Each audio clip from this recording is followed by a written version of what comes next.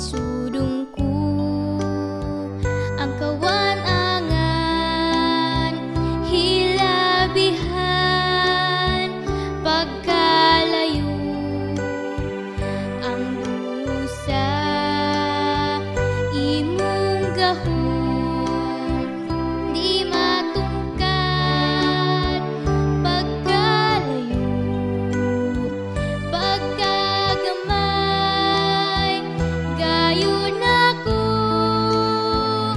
apan imong nahidunggan, nakita mo ang buhat ko, kini walay yo'y natago.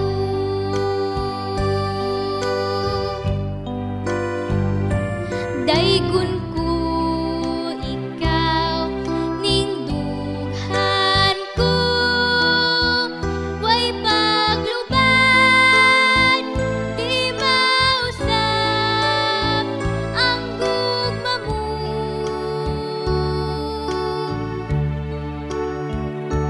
Kinsa bang Diyos sama kanimo, kay ikaw ra ug walay lain pa. Nakita mo ang tanan ug walay natago sa pananaw mo, sikin man ako.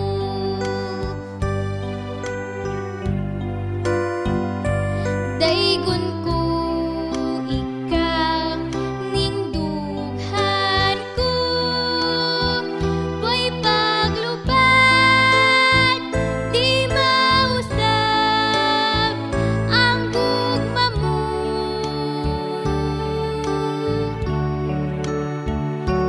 Kinsa bang Diyos sama kanimo, kay ikaw ra ug walay lain pa.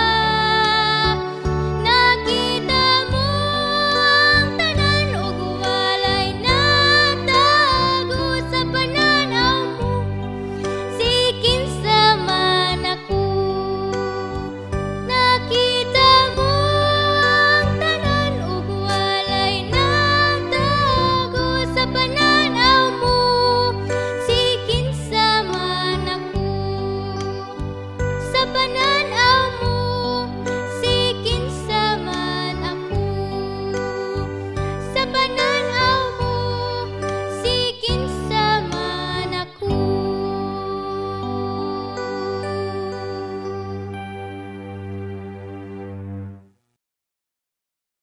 Mayong adlaw, mayong gabi sa ato mga kaigsuunan, mga kaigalaan nga nanag-uban dinhi sa tuwa karon, dili lang dinhi sa nasakupan sa Central Filipino Youth Conference, bisan kaninyo nga anaa diha sa gawas sa ato ang nasod. Nalipay mi nga matag gabi, matag adlaw na nag-uban mo dinhi og nagtuon ta sa naghisgot ta sa pulong sa paglaom or ibanghilyo sa paglaom gikan sa pulong sa Dios. O karong simanaha actually mga kaigala, mga kaigsunan, gihisgutan naton ang series sa ato ang topics dinhi bahin sa mga dili katuuhan or dili angayan, no, nga mga makit-an nato diha sa balaang kasulatan og daghan ta og nahisgutan dinhi. Og karong takna actually mao ang ika-7 nga topiko nga atong paghisgutan. Og bago ta mo adto sa ato ang paghisgot na pod sa pulong sa Ginoo karong gabi, gikalipay jud namo mga kaigalaan, mga kaigsuonan, ang pagpanag-uban diha sa inyoha matag adlaw, matag gabi. Salamat gayud nga mag-anhian mo dinhi unya mag-uban ta sa paghisgot sa pulong sa Ginoo. Og dapon nako ang greetings gikan dinhi sa Central Filipino Youth Conference, ato ang President Pastor Joel Tiberliso Jr., sa ato ang Treasurer Pastor Renito Sinapan, sa ato ang mga directors o uban pod sa ato ang mga office staff. Gikalipay jud namo nga matag gabi, matag adlaw na nag-uban ta dinhi unya gikuha nato kini nga opportunity, pribilehiyo nga pinaagi niini motubo ta mulambo ta sa ato ang relationship diya sa ato ang Ginoo. Og karong gabi or adlaw mga kagilaan mga kaigsuonan, mao kini ang ikapito no nga panahon nga kita na nag-uban dinhi og naa na tay mga ikapito pod nga ato ang hisgutan karon nga topiko bahin sa mga dili katuuhan, dili angayan no nga mga butang ato makit-an diha sa balaang kasulatan. Og nalipay jud ta nga tibuok semana no this whole week na nag-uban ta og daghan ta og nakatunan diha sa pulong sa Ginoo. Og na hisgutan nato no ang unlikely warrior nga naa diha sa Judges chapter 6 bahin sa istorya ni Gideon. Naisgutan pod nato ang unlikely deliverer nga naa diha sa Judges chapter 3 sa istorya ni Awod.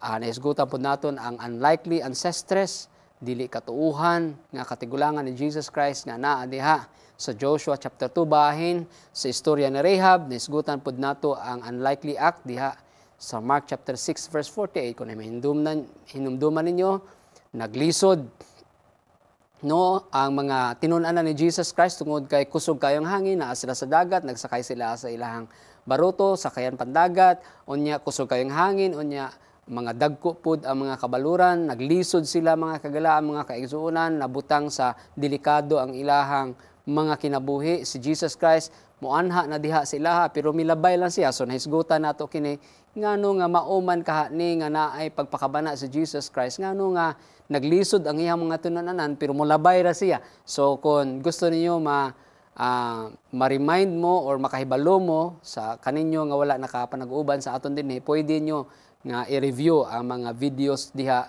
sa ato ang paghisgot dinhi sa mga pulong sa Ginoo no. So mao ni ang naisgutan po naton last time, katong dili katuuhan nga hukom kay babaye siya no diha sa Judges chapter 4. Mao ni ang istorya ni Deborah no sa Judges chapter 4. Og nahisgutan pod nato miaging adlaw ang dili katuuhan og dili angayan nga hinabang ato makit-an diha sa 2 Kings chapter 6 verses 1 to 7 nga asa ato ang nakatunan nga tinuod nga ang Dios dako gayud siya kaayo no kay siya mao ang naay kamanduan nga gibuhat tibuok universo. Apan ato ang natun-an dinhi nakatunan nato dinhi mga kagalaan sa 2 Kings chapter 6 verse 1 no ni atong istorya ni Prophet Elisha nga gipangayuan siya ginabang kay katong batan-on lagi no nahulog man didto sa tubig nga kusog kaayong current unya marki siya lubog siya mga kiladi niya makit-an kon asa natong ulo-ulo sa iyang wasay unya dako kaayo ang iyang problema ato no dako kaayo ang iyang kaguol kay tuwa man to dito nya gihulaman rato niya. So nangayo siya ginabang adto kang Prophet Elisha unya gihaboy ni Prophet Elisha didto ang usa ka stick o kunyang sapling branch no sanga sa kahoy og nasulbar ang iyahang problema unya natagaan og pagtagad ang iyang kagulanan. So kung atong tan-awon diha ato ang nahisgutan nga tinuod ang Dios dako siya kay magmanage man siya sa affairs kalihukan sa tibuok universo, but he is also faithful to little things no. Maminatud-on pud siya mga kagilaan, mga kaigsuonan sa mga gagmay nga mga butang tungod kay bisan katong ulo-ulo sa wasay iyahaman nga ginsulbar ang katong problema. He takes special concern over the measly, dinky perplexities of life. So kato nagpasabot nga istorya nga katong mga gagmay, mga very little, pointless or measly no nga mga butang katong dinky or small or unimportant nga mga bagay or mga butang muhatag pud siya og pagtagad ni ana. So kini mga kailaan pulong jud sa paglaom para sa imuha og sa akoa basi moingon ta nga kinsa man ko nga tagdon ko sa usa ka Dios, makagagahom nga Dios no kay nagmanage man siya sa tibuok nga kalihukan sa universo. Kinsa man siya nga motagad nako pero nakit-an naton dinhi no kay ang chapter 5 dagko man to didtong mga problema ang gisolbar og sa chapter 6 2 Kings chapter 6 sugod sa verse 8 no? Makit-an pod nato diha onwards, makit-an pod nato diha nga dako pod ang problema nga naay national crisis, national politics, international politics, makit-an naton diha apan pag-abot dinhi sa taliwala ni anang duha ka dagko nga mga istorya sa 2 Kings chapter 6 verse 1 ato ang nakita mga kagalama kay sunan kining gamay ulo ra sa wasay apan ang Dios naghatag pod og kasulbaran ni ana pagtagad ni ana kana pulong sa paglaom nga ang Dios sa iyang pagpakabana nato motagad pod siya nato mga kagalaan mga kaigsuonan. So karong taknaa hisgutan na pod nato for the mao ni siya ang ato ang 7th topic, ikapito nga topiko ang ani dinhi sa 1 John chapter 3 verses 1 to 3. O hisgutan nato ang kining gitawag nga unlikely model. Dili katuohan, dili angayan nga modelo o tanawon kini nato mga kaigala, mga kaigsuonan sa perspektibo o kon perspective nga positive, dili negative. Kay wa may negative niya. So positive ni siya. Tungod kay kita man negative, kay tawo man ta, sadaan man ta mga kaigala, mga kaigsuonan, unya imperfect ta, unya weak ta, pagtan-aw nato niya, dili jud siya katuuhan tungod kay bisan gipaila-ila siya nga usa ka tawo apan lahi jud siya sa tua. No, espesyal siya mga kaigalaan. Lahi jud siya sa tua ug tungod ni ana makaingon ta nga dili jud siya katuuhan nga usa ka modelo kay tawo siya apan lahi siya mga kaigalaan og tungod ni ana naatay gitawag nga unsa naatay ginatawag nga paglaom tungod kay kun nahimo na niya bisan tawo siya kita pod tagaan niya og kadasig nga mahimo nato nga sundon ang sumbanan sa iyahang kinabuhi. Tanaw naton kining giingon dinhi sa 1 John chapter 3 verses 1 to 3 anaa diha sa inyong screen no ingon diha, behold, what manner of love the Father hath bestowed upon us, that we should be called the sons of God. Therefore, the world knoweth us not, because it knew him not. Beloved, verse 2, now are we the sons of God, and doth not yet appear what we shall be. But we know that when he shall appear, we shall be like him, for we shall see him as he is, and every man that hath this hope in him purifieth himself even as he is pure. Tan-awon nato kining no tulo ka mga bersikulo dinhi sa nahaunang Juan o 1 John chapter 3. First 3 verses. Ingon dinhi sa ato ang Cebuan Bible, tan-awan ninyo unsang gugmaha ang gihatag kanato sa amahan nga pagpanganlan kita nga mga anak sa Dios ug mao kana kita. Ang hinungdan ngano nga ang kalibutan wala makaila kanato mao kini, kay kini wala man makaila kaniya. Mga hinigugma, kita karon mga anak sa Dios, kun maunsa unya kita, kini wala pa ipakita. Apan kita nasayod nga sa igapadayag na siya, kita mahisama kaniya, kay kita magasud-ong man unya kaniya sa iyang pagkamao. Verse 3, og ang tanan nga nagabaton sa maong paglaom kaniya nagaputli sa ilang kaugalingon maingon nga kadto siya putli man. So isgutan nato kini mga kagalaan naa kitay sumbanan dinhi naa kitay modelo dinhi nga sa ato ang pananan layo jud siya lahi jud siya apan sa diha nga sige ta mo nga motan-aw diha kaniya sa diha nga sige ta og duol kaniya sa diha nga sige ta og pakigsandurot diha sa iyaha, mahisama sabda sa iyaha later on. So tanawon or eventually. So ato ang tanawon kini mga kagalaan hisgutan nato kini no, ang kining mga dinalan dinhi ang ato ang mga tanawon nato kining mga tekstuha dinhi sa 1 John chapter 3 verses 1 to 3. Gi-highlight na akon sa puano. Unsa may ipasabot ni ini mga kagalaan, behold, what manner of love the Father hath bestowed upon us that we should be called the sons of God. Ako ang gi-highlight, behold, what manner of love. Sa ato ang sinibuano, tan-awan ninyo unsang gugmaha ang gihatag sa atua sa amahan. Ngano man nga nihisgot dinhi, nagsulti din nag-ingon dinhi si Juan, si John, nga tan-awon nato kung unsa ni nga klase sa gugmaha. Dinhi mga kahigalaan murag di ta makasabot niini, no? Og atong masabtan nga kini di ay mga kahigalaan lalumpod siya. Nganuman kay kung atong tan-awon ang comment na Ellen G. White sa Testimonies volume 4 page 563 mga kaigsunan ingon niya dinhi. As John beholds the height, the depth and the breadth of the Father's love. So sa iyang gisudong gitan-aw mga kahigalaan ang katason og kalalmon og kalapdon mga kahigalaan sa gugma sa atong amahan sa langit. Sa atoa nga tungod sa atoang sa pagalaglagon napun-an siya, no? Napun-an si Juan og pagdayig o pagtahod or reverence, no? He cannot find suitable language to express this love.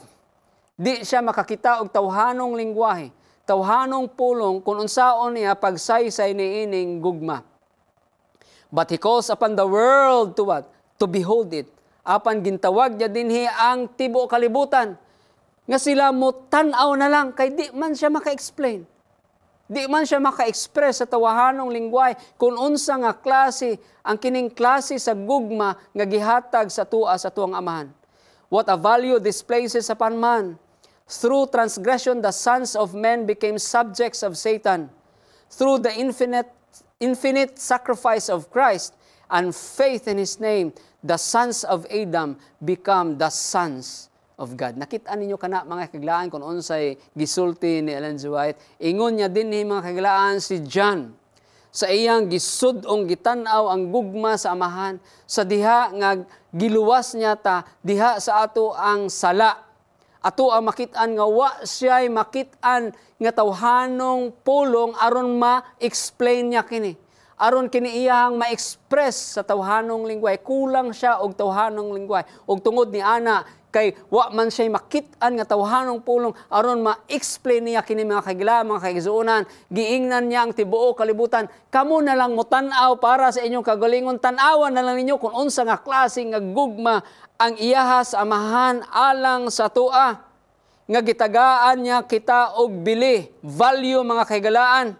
Nga bisan na hulog ta sa busa nahimo pod, no? Nga sumulunod ni Satanas, siya gayud naghatag og dili matakos nga paghala diha kang Kristo og pinaagi sa pagtuo kang Kristo. Kita nga mga anak ni Adan nga nahulog sa sala, unya na destino, unya diha sa kamatayon, pagatawgon ta, ilhon ta nga mga anak sa Dios. Just try to imagine. Gamay kaayo ta.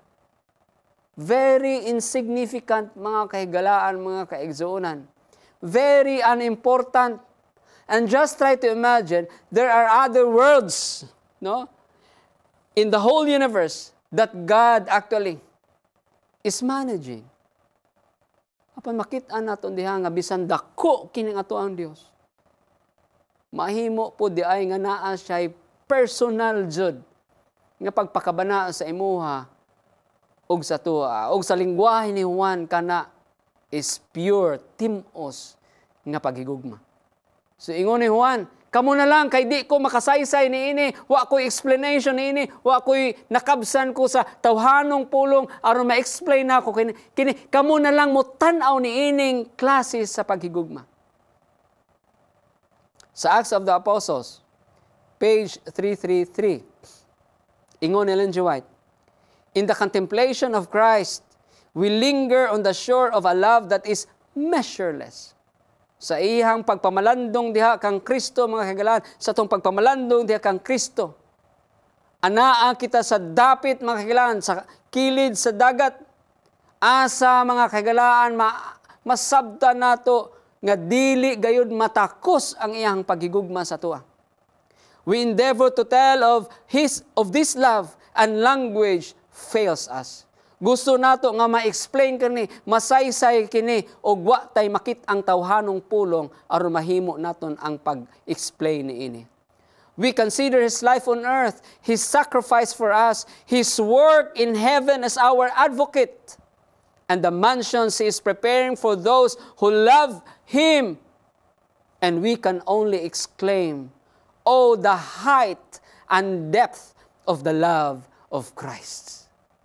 Anindot mga kaabyanan, mga kahigalaan, mga kaigsuonan. Sa atong pagsudong, pagtanaw, pagpamalandong diha, niining dakong gugma nga naa diha kang Kristo Jesus alang sa atong kaluwasan, unya alang pod sa tuang pagpanunod ni adtong mga mansions nga atua dito sa langit no niyang puy-anan mga kagalaan. Ingon ni Ellen G. White, words actually fail us to explain what God has prepared for us. Mauna nga ingon ni Ellen G. White din sa atong pagtanaw ni ini, we can only exclaim, kay di man ta maka-explain sa tawhanong lingwahe. So we can only exclaim, "Oh, the height," ang katason, the depth, ang kalalmon sa gugma ni Kristo. Kung ato ang tanawon din mga kaigalaan, ato ang masabtan, ingon pa sa mga Bible scholars, nga niining dapit, and in fact, he is the only one, mga kaigalaan, si John lang jud, ang atuang makit-an nga nagsulat sa balang kasulatan, where we can observe and realize that he is preoccupied with the divine love. Kung naa siya'y hunahunaon, naa siya'y pamalandungan, way lain, ang Diyos nung gugma lang jud, wa nay lain. Siya lang jud. Of all the Bible writers, makita nato mga kahigalaan, ingon pa sa mga Bible scholars, John actually can be considered as having this magnificent monotony when it comes to references to God's love. Pag-abot diha sa paghigugma sa Dios ngayang gisulti, makita nato nga sulit-suliton niya na mga kaigalaan, mga kaigsuonan. It has become His magnificent monotony to always refer, to always talk about the divine love. Ngano man nga gisulit-sulit ni John, mga kaguluhan, ngano man nga he has kind of this fascination about this divine love, because this is actually evidence, ingon pa sa mga Bible scholars, of his ongoing wonder and joy of this kind of love. Kung atong tanawon mga kaigalaan, ato ang masabtan o ato ang hikaplagan diha sa balaang kasulatan nga kumiingon gani ta og love, no, diha sa New Testament, noun man na siya or verb, no, noun man na siya or verb, bahin sa pulong nga gugma mga kabyanan. Sa 1 John chapter 3, makita nato nga gigamitan ka na 9 times ang word nga love. Pag-abot diha sa 1 John chapter 4, makita nato nga gi-reference ka na ni John, noun man or verb, 27 times. Og siya lang gayud ang naghimo ni ana, mga kaigalaan, mga kaigsuonan. So makaingon jud ta that God's great love was the basis, which is actually the basis of our having been called as children of God, thus belonging to His family. This is the great fascination of John. Mao ni akong giingon diha ganiha, mga kagalaan, mga kaigsuonan, God's great love was John's fascination, because this word occurred 9 times in 1 John chapter 3 alone, and in 1 John chapter 4, 27 times. Siya lang ang nagbuhat ni ini, because he has this great fascination about the love, the height, the depth, the measureless love of God. Ingon pa niya din mga kaigalaan, mga kaigsunan sa verse 2. Beloved, now are we the sons of God, and it doth not yet appear what we shall be.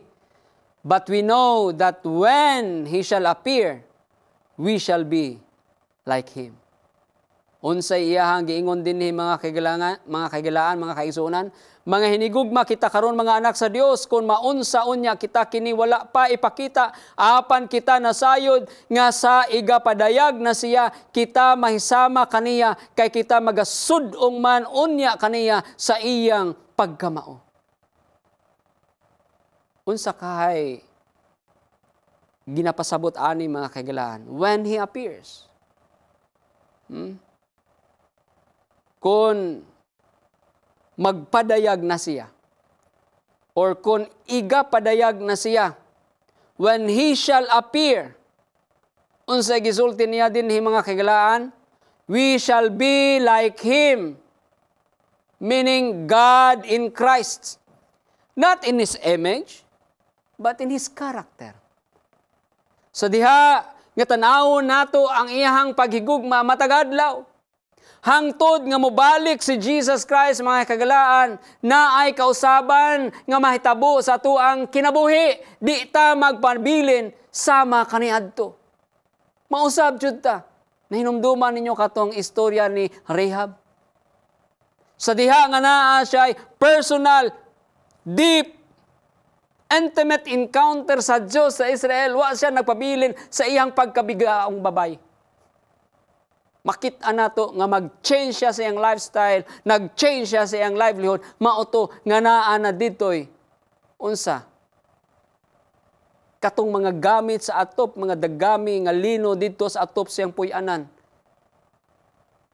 Kay gikan sa iyang pagkabigaon, giusab siya sa iyang paghigugma ngadto sa Dios sa Israel. Sa iyang pagtuo ngadto sa Dios sa Israel, nga mahimo siyang usa ka maghahabol, weaver. So di ta magpabilin mga kaigalaan, mga kaigsunan. Sa tuang kahimtang sama kaniadto na adyoy kausaban mao gihapon ni ang gisulti dinhi.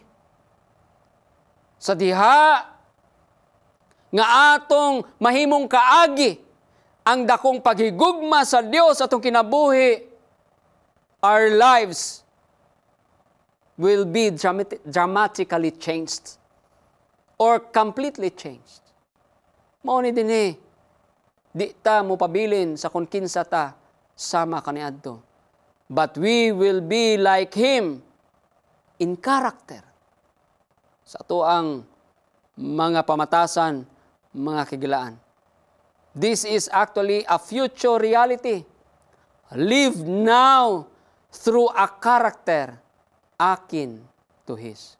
Wa pa ni nahitabo mga kagalaan, ang iyang second coming gipaabot pa man nato, tuwa pa man siya sa umaabot mga kagalaan, mga kaigsunan, apan sa diha nga kanunay mo tan-aw taniya o gipaabot nato ang iyang duol nga pagpadayag mga kagalaan na ay kausaban nga mahitabo sa tuang mga pamatasan o kanang pamatasan mahisama diha sa iyahang pamatasan. Ingon pa ni John sa verse 3. Not only sa verse 2, we will experience life-changing moments in our lives. Nga mausab ang atong kinabuhi pag-abot sa verse 3, and every man that hath this hope, ang tanan nga namagabato ni ining paglaom diha kaniya, kinsa man ang naay paglaom sama ni ini. Kung inyong matanaw mga kaglaan, naay changes, naay shift from first person plural to third person singular. Kaya kung inyong tanawon, giingon niya diha ganiha mga kaglaan. For example, sa verse 3, nagsulti siya diha mga kaglaan, dili verse 3, kundi verse 1. No? 1 John 3 verse 1, nagsulti siya diha, og we are God's children. Pag-abot dinhi sa katapusan nga bahin, sa verse 2 nag-ingon pod siya, we shall be like Him. May sama taniya. Pag-abot dinhi mga kaigalaan, no? Sa last phrase jud sa verse 2 nagingon siya, we shall see him. Makit-an nato siya. Kana tanan actually we are God's children, we shall be like him, we shall see him, first person plural. We. Pag-abot din mga kagalaan sa verse 3, every man. Third person singular. Plural, singular. Ngano may naay shift mga kagalaan. To emphasize, agud ma-emphasize jud, no? Nga kinahanglan jud mausab mausab ang atong kinabuhi. Kinahanglan jud matag usa kanato nga naay paglaom diha sa pagbalik ni Kristo, sa iyang pagpadayag mga kagalaan, kinahanglan jud magdemand ka na og pag-usab sa atuang mga pamatasan. So, ethical demands at this point, pag-abot sa verse 3, is laid, or ethical demands are laid upon every believer. From plural to singular. Gikan sa kadaghanan, gipahayag ang gugma sa Dios. Nadawat nato ang paglaom diha gikan sa Dios. Apan naa na siya'y demands nga kinahanglan usabon ang atong pamatasan, matag usa kanato. Di man pwede nga ako mag-usab alang kanimo. Kita jud sa ato ang personal nga kinabuhi mag-usab sa atong pamatasan base or base sa pamatasan ni Jesus Christ. Kung tanawon ka na nato sa original mga kahiglaan, katong ato ang panginabuhi dinhi, naa na siya'y connection sa tuang pagpaabot sa iyang second coming. No? Kay maunang pagka-plaster ni Ana sa original. Kana nagpasabot mga kagilaan, mga kaigsuunan, nga ang ato ang eschatological hope. Ato ang pagpaabot sa pagbalik ni Kristo sa iyang pagpadayag, mga kahigalaan, kaigsuunan, kana magdala sa ato ang kinabuhi, modala ka na sa atong kinabuhi sa nausab nga mga pamatasan. So samtang nagtan-aw ta sa iyang pagbalik, sa iyang pagpadayag, mga kahigalaan, siya mag-usab sa ato ang unsa, ato ang mga pamatasan. Di kinahanglan nga magpabilin ta sama kaniadto. Kinahanglan niya na adjoy proof nga because of our hope in the second coming of Jesus Christ, nga mausab jud ang atuang mga pamatasan. Ingon pa din it is actually a descriptive statement. Mauni nga pamatasan asa kinahanglan mahisama pod ang atuang pamatasan, ang pamatasan ni Jesus Christ. So there is that description about the character of Jesus Christ. But it also has what? A prescriptive force. In other words, mga kahilaan, kaigsuunan, sama ba nga mopalit ka og tambal na ay prescription? Mauning pamatasan, kinahanglan, mahisama ta, unya giprescribe na sa atua. Kini, mao ang pamatasan, asa kamo kinahanglan nga mausab. O kung atong tanawon diha mga kahigalaan, pagka-plaster ni ini diha, ato ang makit-an, nga for example, sa Acts chapter 24:15, nga ang mga tumutuo, believers, no? Gisiguro jud nila ang ilahang lig-on nga pag-uyat niining o gihigugmaan nila ang kining paglaom bahin sa pagpadayag ni Jesus Christ. Apan, katong mga hintil, katong mga dili tumulo, katong di mo sunod, katong di mo tuo, katong maglapas, magtalikod, di mo tagad sa Dios, mga kagalaan, di mag-ila niya, di mo sunod siya, di mo tuman sa iya, gikonsider man to sila nga mga hintil, mga kagalaan, di mo dawat sa iya silang kinabuhi, kato, maoy, mga tao, nga walay paglawom. Mauna nga dinhi, Sama po dito sa Acts, sama po din sa Ephesians chapter 2 verse 12, 1 Thessalonians chapter 4 verse 13, giingon ni Juan, ang tagsa katawo nga naay niining paglaom. Kay ang mga tumutuo diha sa Dios, mikupot man, maguyat man og kusog, sigurado diha niining paglaom.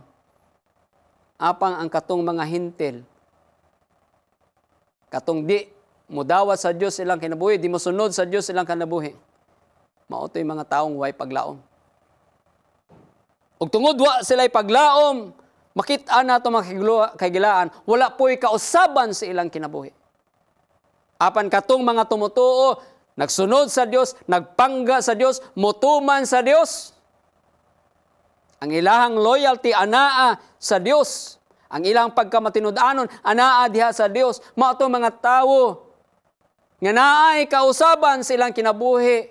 Kay ang ilahang mga pamatasan mahisama na pod diha kang Jesus Christ. Ingon pa din mga kagalaan, who has this hope? In the coming of Jesus Christ, purifies himself as he is what? As he is pure.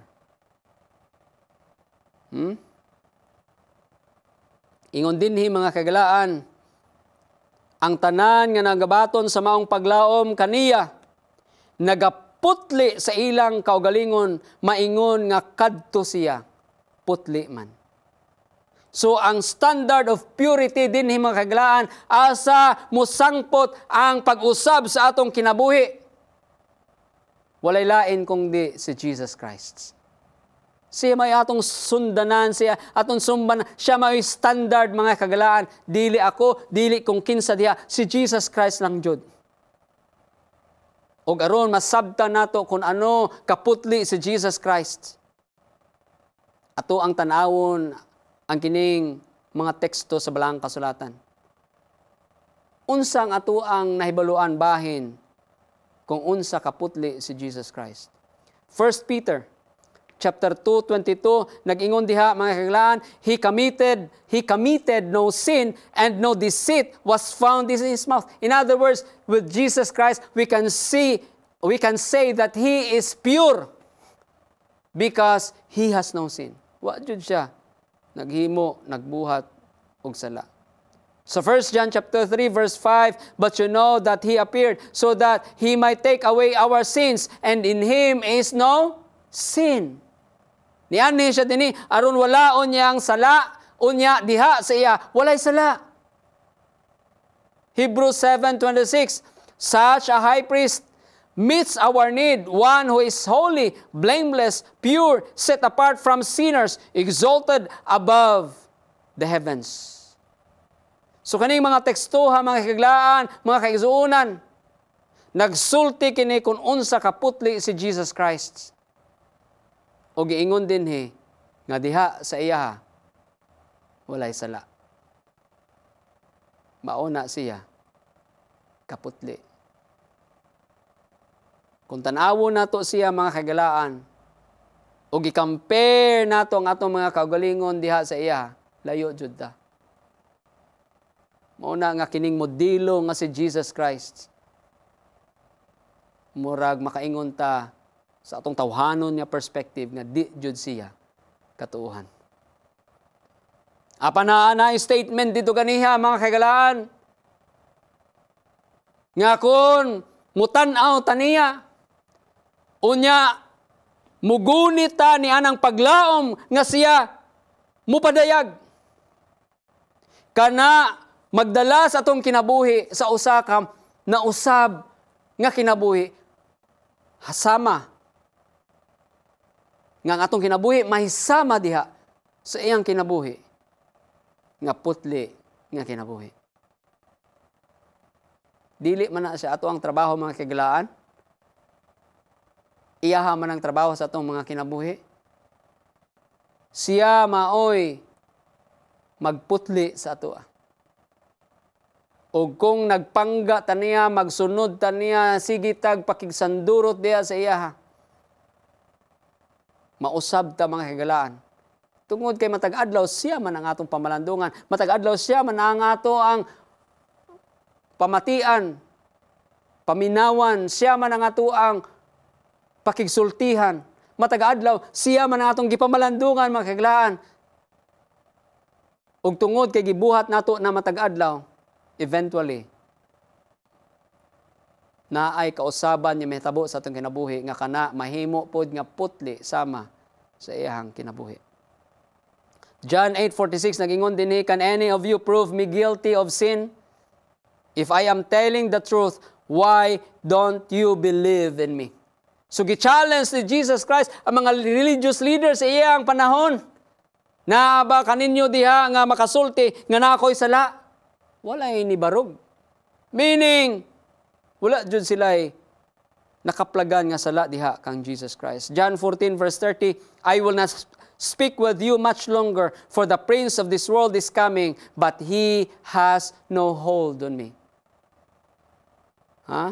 Ang prinsipe niining kalibutan nga mao si Satanas, gitagaan siya kamanduan niining kalibutan tungod kay nahulog man sa sala ang ato ang unang parents.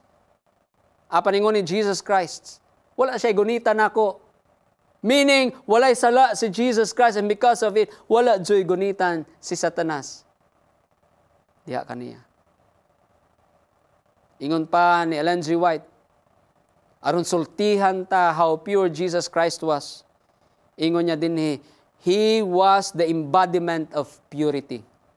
An example of spotless integrity. Kumusulti ganita og kaputli, siya maoy embodiment ni ana, si Jesus Christ. No? Siya pod mao ang sumbanan kung ang atuang hisgutan spotless, way hugaw nga integridad. Sa Desire of Ages, page 196, ingon ninyo, people could not appreciate the purity of that spirit upon which was no stain of sin. Jesus Christ actually doesn't have any stain of sin. Desire of Ages, page 461. Ingon na ninyo, his spirit of stainless purity shrunk from the what? From the spectacle. Kung tanawin mo diha, ang gihisgutan ni ninyo, sala. Kay hugaw kaayo ang sala. Once nga makitaan ka na ni Jesus Christ, He would shrink from it. From the spectacle of sin. Mauna ka pure, mauna kaputli si Jesus Christ. Ingon na ninyo sa Desire of Ages, page 111. As one with us, sama nato, He must bear the burden of our guilt and woe. The sinless one must feel the shame of sin. The peace lover must dwell with strife. The truth must abide with falsehood. Purity with vileness. Every sin, every discord, every defiling lust that transgression had brought was torture to his spirit. So tanawa na, not only that he would shrink from the spectacle of sin because it is too dirty. Hugaw kaayo mga kagalaan. It is so messy. Hugaw kaayo mga kagalaan. Dili hinglo. Ang sala dinhi, no? Makita nato nga kana siya torture sa iyang spirit. That's how pure he was. Ingon diha sa Desire of Ages, page 700. Christ suffered keenly under abuse and insult, and He suffered in proportion to the perfection of His holiness and His hatred of sin. To be surrounded by human beings under the control of Satan was revolting to Him. So kinitanan nga mga gisulti kini nga maghatag sa tuwa og pagpasabot mga kagalaan nga putli jud si Jesus Christ. Mao ni rason nga kinahanglan mo tulok ta diha kaniya. Kinahanglan ato ang gunitan ang paglaom nato diha sa ihang pagpadayag. Kay pinaagi ni ana mausab ta. Nga ang atong pamatasan kinabuhi, mahisama gayod diya sa iyahang pamatasan. Ingon ni John, 1 John chapter 3 verse 1, ingon niya, "Behold, what manner of love the Father hath bestowed upon us, that we should be called the sons of God. Therefore the world knoweth us not, because it knew him not. Beloved, now are we the sons of God, and it doth not yet appear what we shall be. But we know that when he shall appear, we shall be like him, for we shall see him as he is. And every man that hath this hope in him purifieth himself, even as he is pure." Di jud ta mga kaglaan, mga kaigsuonan, magpabilin sama kanay adto sa atoang pagtan-aw kang Jesus Christ, sa atoang paggunit sa paglaom kang Jesus Christ. Mausab ta ang atuang pamatasan, mahisama gayud sa iyahang pamatasan. Maunay ato ang paglaom. Maunay ka-importante nga no. Maunay nga ang paglaom, importante kaayo mga kaiglaan, mga kaigsunan. Kinahanglan, gunitan nato kini. Kay kini nga paglaom, maunay ang mag-andam sa tuwa sa iyahang pagpadayag. Magampo ta mga kaiglaan, mga kaigsunan. Salamat Ginoo. Nabisan si Jesus Christ, lahi jud siya sa mua. Tungod nagkinabuhi siya og putli nga kinabuhi dinhi. Apan salamat gayud. Nga ikaw naghatag sa mua og pulong sa pagpadasig, pulong sa paglaom. Nga sa diha nga kami magpamalandong sa iya. Kami mutan-aw sa iya. Kami mosunod sa iya, magpangga siya, mugunit sa among paglaom diha sa iya. Mausab pod mi ug amo ang pamatasan, mausab mahisama diha sa iyahang pamatasan. Salamat Ginoo niining paglaom. Nga kini di ay magpasiguro jud nga ang kining paglaom nga among gigunitan sa among mga kasing-kasing, mao di ay ni ang paglaom nga mag-usab namo aron maandami sa pagpadayag ni Jesus Christ. Hinaot ikaw kanunay magpanalangin sa among mga kahigalaan. Magpanalangin sa amo ang mga kaigsuonan nga matag adlaw si Jesus Christ mao ilahang tulukon. Sudungon si Jesus Christ mao iyang pamalandungan. Si Jesus Christ mao iyang panggaon pagasundon sila mga kinabuhi. Si Jesus Christ ang paglaom diha kaniya. Siya mismo mao iyang paglaom nga ilahang pagagunitan tibuok nila nga kinabuhi. Salamat nga ikaw magpanalangin sa matag usa kanamo. Salamat nga ikaw magpanalangin sa tanan nga naminaw dinhi karon na nag-uban sa mua tibuok simana. Salamat sa paglaom nga amo ang nadawat sa imo mga pulong tibuok simana. Sa amo ang paghisgot bahin sa mga dili katuhan, mga maingon nato nga mga dili ang ngayan nga mga butang sa balang kasulatan. Kay kami Ginoo na bilong ni ana. Apan ikaw nagpahayag sa imong pagpakabana, paghigugma namo. O gusto ka nga mahisama kami diha sa imuha sa among mga pamatasan. Aron sa pag-anhi ni Jesus Christ, andami og magpauli mi ni adtong puy-anan, ni anang puy-anan nga imo giandam sa matag usa kanamo. Salamat nga ang imuhang gipangandoy nga kami manag-uban diha kanimo sa walay kahangturan ug kining paglaom among gigunitan. Ug salamat nga sa among paggunit niini ikaw gayud magsiguro nga tumanon nimo ang kining imong gipangandoy sa mga tugasa kanamo. Salamat nga ikaw magdungog sa among pag-ampo Ginoo, kay kanimo namo gihatag ang amo ang tanan sa ngalan ni Jesus nga among personal nga manluluwas. Amen.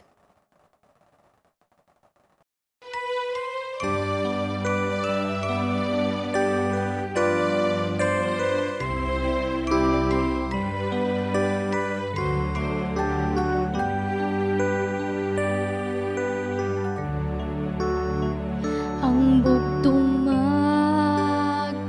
balantay ko, nahigugma ka na